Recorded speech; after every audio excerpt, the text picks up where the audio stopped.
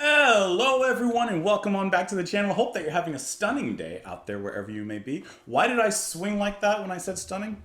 Because you're worth it. You're worth the extra gesture. Hope you're doing well out there. Let's go ahead and conclude our album listen. Porcupine Tree, The Sky Moves Sideways. Who knows where we will go from here, which way we will go, but I'm sure we'll go one way or another. We're going to listen to Moonloop here on the album. All right, so really quick before we dive into it, and we are going to dive in relatively soon, there are so many different versions of Moonloop out there. I mean, like, there's like 4 that I found. There's what I can tell is the original, the 17-minute one, which I have chosen. I'm pretty sure I got the right one. But there's also a Moonloop improvisation, that's 16 minutes. A Moonloop coda, which is 5 minutes. Then there's an hour-long version. Like, as far as I can tell, I do have the original here. And so I should be good to go, but just FYI, I'm hoping so. And I'm using YouTube because it was the most, it seemed to be the most conclusive that this is the original version. So let's go ahead and do that. I'm sure that there's a bunch of comments before me doing this video that are telling me about it and stuff like that. But as you guys know, I kind of pre-record a little bit and I haven't read any of those comments as of this moment. So let's go ahead and dive on into the track. We'll talk about it a little bit during and a lot of it after. Let's dive on in, guys.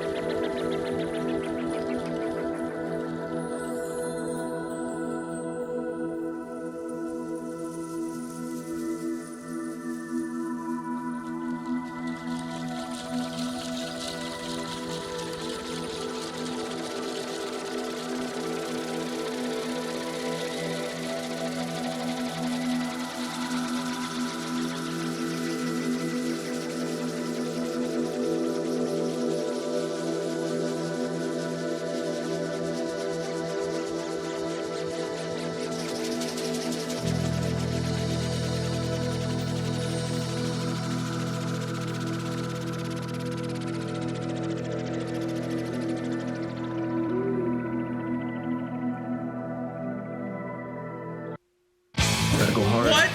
Every day. What is this? Let it rip. Cannot take your eyes off this thing. No, we're not doing that. Let me go back to Spotify because I am not going to have this thing interrupted by ads. Oh, this upsets me.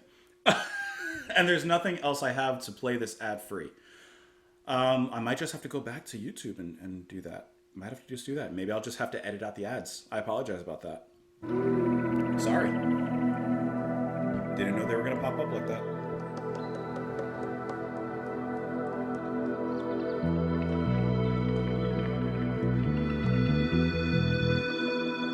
I do love how that bass came in, though.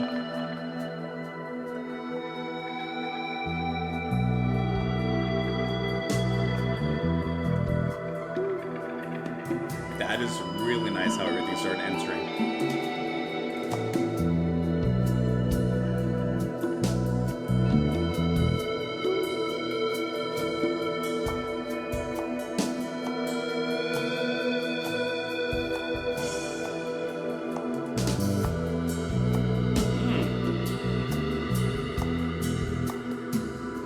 This reminds me of Crimson and Pink Floyd.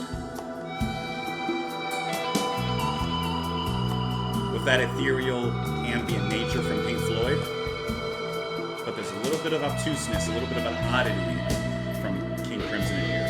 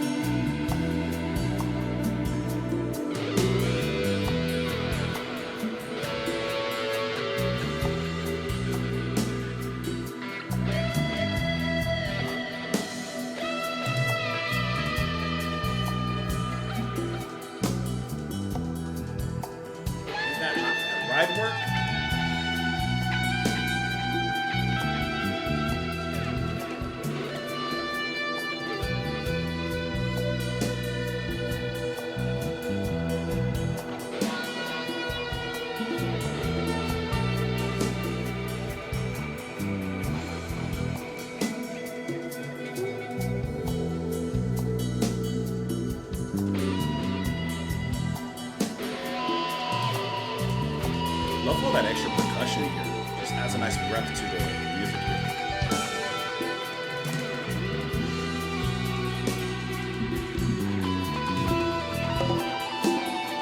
It's a great space to be in.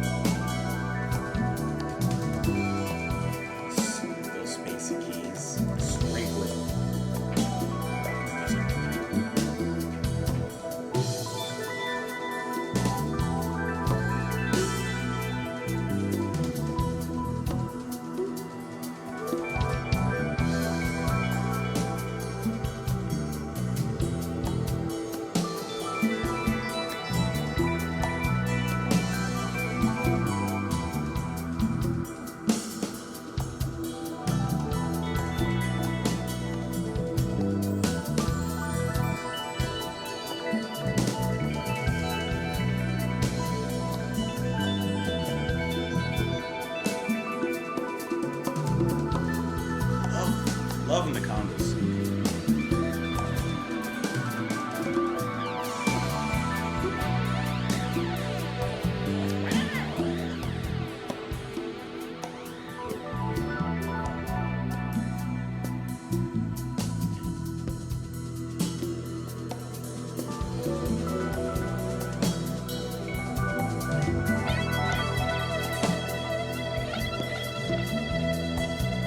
See, this is a really cute spacey jam. I like that.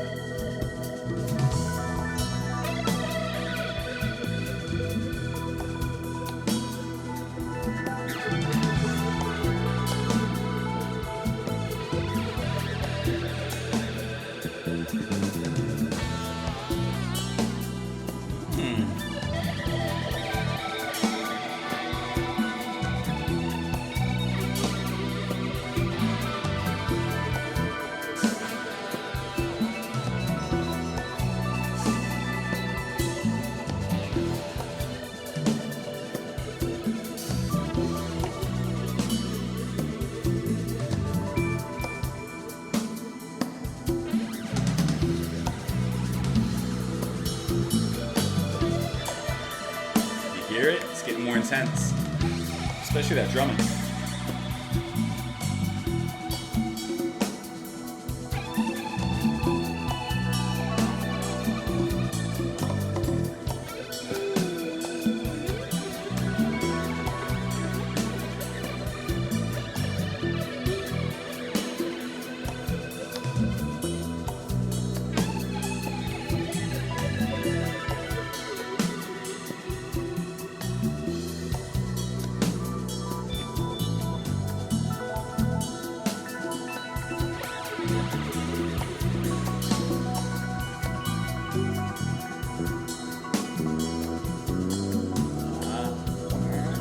Bring it in. Bring in that fretless. Come on.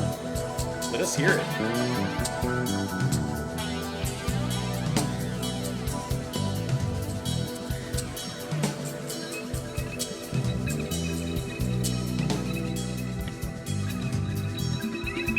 I gotta say that this is the type of improvisation I like. There's a lot of space left to fill it in with whatever elements and details they want to fill in. Or not fill it.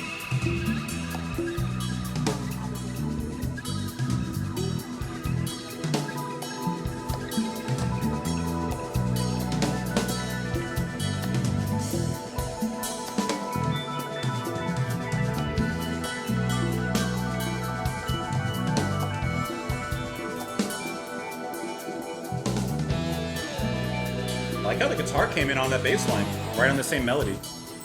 Nice takeover.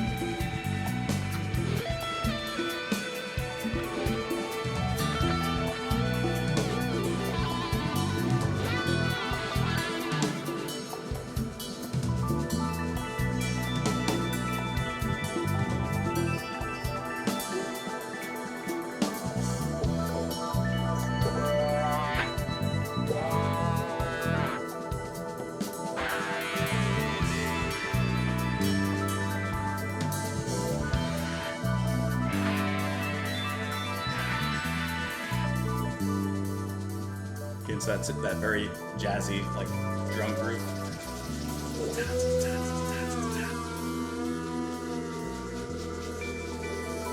Little change.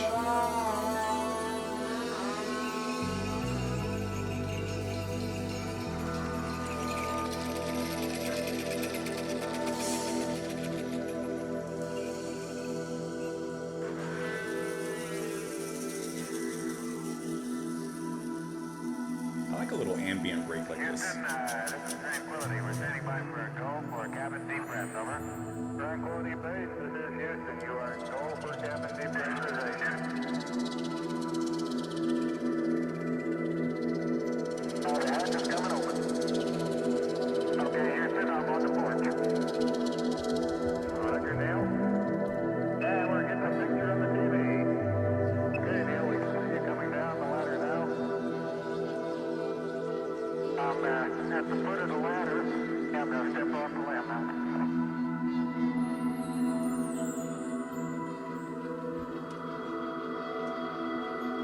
I'm not finding lyrics, so I'm not sure what they say. Surface is fine and powdery. I can kick it up loosely with my toe. It does adhere in fine layers, like powdered charcoal, to the sole and sides of my boot. I only go in a small fraction of an inch, maybe an eighth of an inch, but I can see footprints of my boots and the treads and the fine sandy particles. It has a stark beauty all its own. It's like much of the high desert of the United States. It's different, but it's very pretty out here.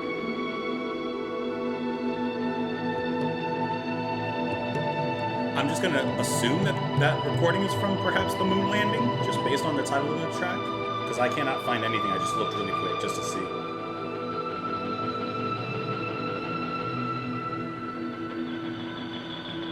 So I want to back up and partially close that. Making sure not to lock it on my way out. Okay, I'm on the top step and I can look down over the RCU.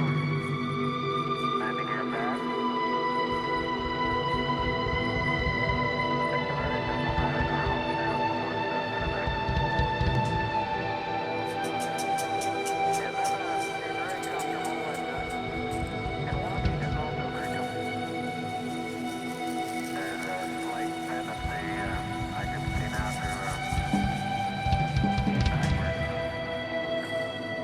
It's coming. It's coming back. It all circles back in the end.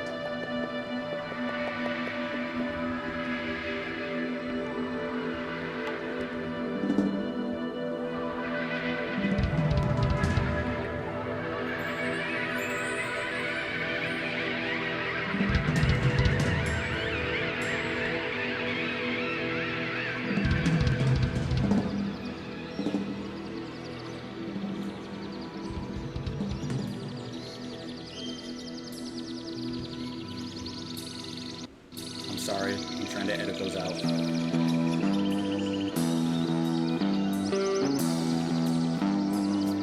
Well, I like how this riff is coming in.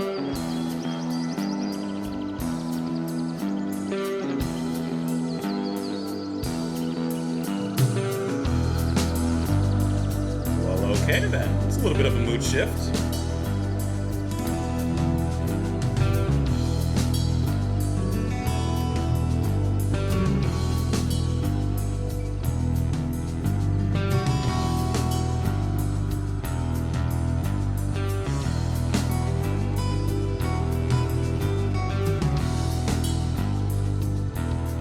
It's a mean little sneaky riff, huh?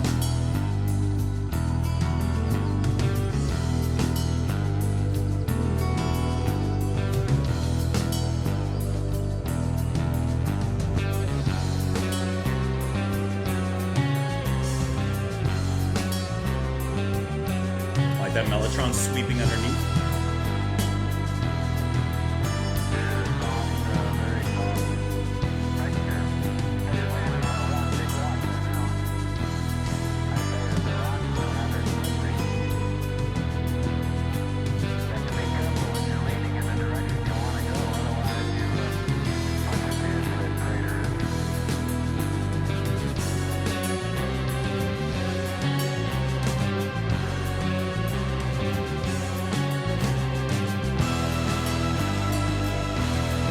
go.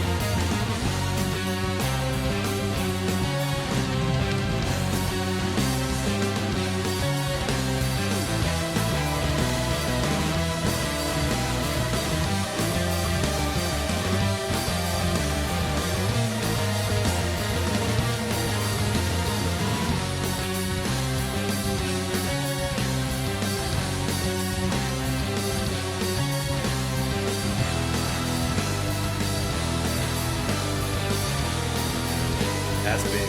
That's really big.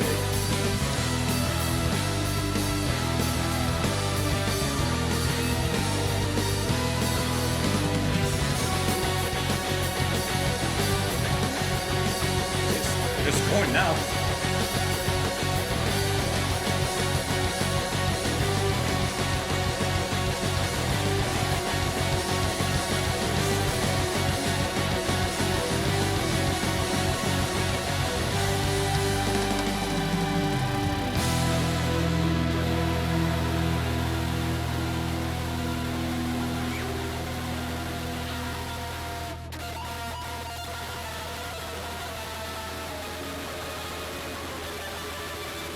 Just scratching some static there at the end.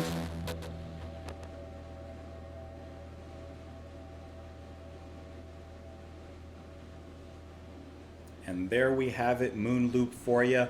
So this is a massive track that's mostly taken up by the ambience, which I love. A few things out of the way really quick. I apologize for the ad breaks. I didn't know that that would be there. So I apologize for the little bit of editing I had to do in there and for that first mishap in there because I had no idea. And like I said, I would have used Spotify like I usually do, but I couldn't find just what I presume is the original version on there. I had all these other versions. Anyways, besides that, the music was wonderful. This is that type of headspace music. This is where you have to be in that certain headspace, whether it's sitting down, laying down, wherever you are, whatever you're intaking. This is that kind of music to send you to that other realm, to that other place. And it's beautiful. I love the ambience and the way that the band builds upon this ambience, builds upon the empty spaces that they leave in here, and they don't have to build upon all of it. No, leave some spaces, and they do a great job of doing that. The bass line, which starts everything off, is even allowed to change as it goes further on. And I'm talking way before the ending, which we'll talk about. But I really enjoy how the bass playing got to expand a little bit, right? First, setting the course. I mean, the bass playing really, I would say, is given the direction of the navigator in this particular ship. The bass is setting pace, setting the course. It's full steam and full stars ahead, or whatever it is. The spaceships don't use steam. Anyways, and then Steven himself is kind of like space and the stars, the keyboards and the synths, the mellotrons that you got touches of later on. That is the space that we are traveling through. And upon this travel and upon this journey that we're taking in the sights. We see a nebula. We see some other cosmos. We see, I don't know, a star exploding. And I think the band does an amazing job of actually producing an almost visual to the audio that we're hearing here, with the little sprinklings of keys like celestial lights, the way that the drums come in so subtly at first, building upon with the common beat and the percussion that comes in with the congas and everything. It's just really nice how the band has allowed themselves in this space to actually to play in the space, you know? This sounds like it's improvised, and I'm assuming based off of some of the other titles from the other versions that maybe this is all improvised, and I think they did a stunning job if that is an improvisation that they, like, method that they took to this. I think that's amazing what they came up with, allowing each other space and direction while still maintaining course and reaching to a very interesting ending there. I didn't have any lyrics pulled up, and when the spoken recordings were coming up, I looked and I could not find anything at all about those recordings. I'm just assuming, because I couldn't quite hear everything they were saying, I'm just assuming that those were from the moon landing or some sort of, space, space adventure of some sort. But I could be completely wrong. I'm just assuming that really based on the title. If the title of this song was called, I don't know, Submarine Fun, I would have assumed that it was from some naval transmission or so. So I'm really just basing that on the title. But I mean, sincerely beautiful, unabashedly gorgeous. It's wonderful music to listen to for the first 14 or so minutes, however long it was. Because I want to talk about the last part. I want to talk about the ending of this track. And I feel like if it's your first time here, this may be your last time here. If I'm being completely honest, I didn't care for the final part of the track. And let me tell you why, because I thought about it as I was listening. It's not that the track didn't do a good job of transitioning into that moment, because the track actually did that quite wonderfully with the way everything dropped out. We're kind of left floating without gravity in space for just a moment, carried only by our inertia from the music before. Then slowly Steven comes in with the guitar riff. You can hear it's a little dirtier than everything we heard before. It's a little heavier. And then slowly that all builds up into a riff-driven crescendo there, which still keeps the atmosphere. Doesn't abandon the atmosphere that was growing beforehand. It actually just kind of almost has a crash course at that point. So it's not the transition into that moment, nor is it the actual sound of that moment. No, the guitar riffs are great. Like I said, you still have that underdwelling of mellotron and atmosphere just dwelling beneath everything. The drumming picked up very nicely, and it was heavy without necessarily being heavy. It was almost sonically heavy, especially because of Steven's guitar work there. But it didn't go pedal to the metal, literally. It didn't go into metal territory. It just kind of got heavier sonically, crushing gravity. I think that was cool. I think that was great. This is really personal for me. I love ambient music, and I really enjoyed how strong the ambience was in the first 2/3 of the track. That even though the last part sounded good, transitioned well, was organic, wasn't forced at all, even though it was great on its own, I just didn't like it personally kind of crash colliding into the course of the ambient path we just got off of. I really enjoyed the first part of it, and I was like, man, this is a great headspace. Even if it just fades out, I enjoyed the journey. We went to an explosive kind of parallel over there, and I'm like, okay, I get it. It sounds good, sure. But personal opinions and preferences, I'm just like, yeah, can we go back to space? Can we not have the crash landing? Can we jettison whoever made this choice? No, so that's it for me. And I know I can guarantee you, the majority of you who listen to this track and who enjoy this track love that ending, because it is a worthy climax to the track. But at the same time, I'm like, I didn't want that. I didn't want it. It just I won't say that I won't go as far as to say it ruined the 15 minutes or so, whatever it was that came before. But it put a little bit of a damper on it, just because I'm like, man, I really, really enjoyed that journey in that space. And, for that to happen, I was like, yeah, I get it. It works. Sure. But if we're talking opinions, and I got one, I don't care for it. So that's how I kind of felt about the very ending. But, man, the rest of this track was slapping. Anyways, let me know what you guys are doing besides slapping the like button. I once again apologize for all the editing and all the errors there of the advertisements coming up. But otherwise, please let me know what you thought of the track. Maybe you loved the ending. Maybe you didn't like the ending. Maybe you didn't like any of it. Maybe you loved all of it. I want to hear it all down there in the comments below. You can follow me, of course, over on Patreon if you want to support the channel. You don't have to. Just slap at a like button. Have a wonderful day, guys, and I will talk to you all later. Bye.